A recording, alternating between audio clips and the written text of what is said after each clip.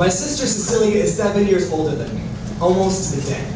As a boy, she dragged me to every corner of the mall in attempts of creating the perfect boyfriend, dropping dating advice like a fallen bra strap. I remember one day in the reflection of the dressing room mirror, she looked at me dead in the eye. "Do not be afraid, Spencer, but be careful who you let into your bed. You never know who has crawled out from under." Cecilia, I wish I would have listened, but something about your warning sounded like boogeyman nightmares. I met my first just after sunset. Wearing all black, he approached me smirking. His upper lip tightened, 2 teeth still peeked through. Those tiny daggers. I should have known from the way he was wiping the red from the corner of his mouth. He saw me just as a midnight snack. Gazing into my eyes, he glamored me with charm until I invited him into our home, let him bite my neck. I was convinced I would be his forever. Cecilia, you met him after we dated for 6 months. The next morning, I found a post-it note stuck to my bathroom mirror. "Look at what you've become." Staring into my reflection, there was nothing. I made myself invisible for him. Opening the medicine cabinet behind, I found a maple branch from our backyard, pointed tip at one end with an engraving. "You know what to do." This time, I listened. Heartbroken, I began walking through the neighborhood cemetery, wishing I could bring my first love back to life. So I started digging and digging and digging until finally I found a body, one suitable for surgery, a boy born to be my second. I sought out everything I wanted in him, bringing a machete and scalpel wherever I went.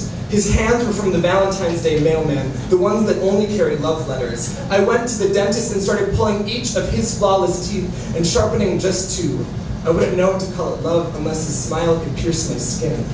The first time we kissed, a bolt of lightning struck us both on the lips. He was alive. But opening his mouth, no sound came out. So I took the blade to myself. Pressing it against my throat, I cut out the apple and gave it back to my Adam. He was perfect. My most beautiful creation. But he walked away. Cece, he only wanted my voice to tell me he was leaving. For months, I kept my bedroom door locked until one night my third knocked on the window. I thought he was safe, just another boy with scruff and sheep leather shoes and a tatterable sweater. But when we kiss, I hear the back of his throat growl. I wake some nights to find his half of the bed sunken in, the door unlocked from the inside. Pressing my hand against his heart, I feel the tufts of his chest hair rise, prickling with goosebumps in defense as if to say I will never belong there. Cece, I slept with a sack of silver bullets under my pillow until last night when he asked me to run away with him. I know I will, but I'm afraid because I call this love. Lying next to him tonight by light of the full moon, I will let him scratch me. I do not care if he turns me into a monster. I still remember, sister, that day 7 years ago, seeing those 2 neck scabs on your neck, like the tiniest ruby jewelry. I asked you what happened. You told me, nothing.